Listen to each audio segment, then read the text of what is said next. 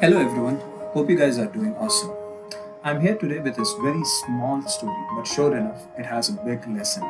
But before we begin this story, I want you guys to know at the end of this story, I have few questions for you. I want you guys to listen to these questions very carefully and answer it to yourself. You don't have to hurry, take a moment to think and then answer. If you want, you can also put the answers in the comments below.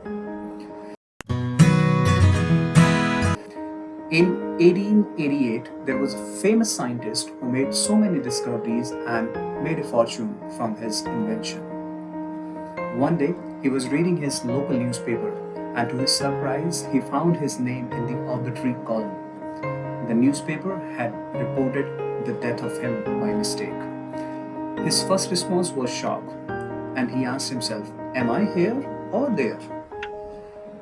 When he regained his composure, his second thought was to find out what people said about him.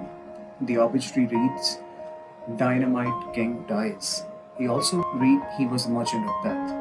They also described him as a man who had made it possible to kill more people more quickly than anyone else who have ever lived.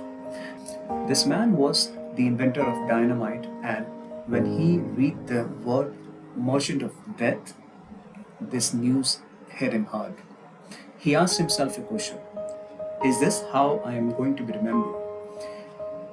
He got in touch with his feeling and decided that this was not the way he wanted to be remembered. From that day on, he started working toward peace. He left most of his wealth in a trust that would be used to establish the award after his name. Do you know who this person was? His name was Alfred Nobel. And this is how the Nobel Prize was created, as an award for people who make outstanding achievements to mankind. Just as Alfred Nobel got in touch with his feeling and redefined his value, we should also step back and do the same.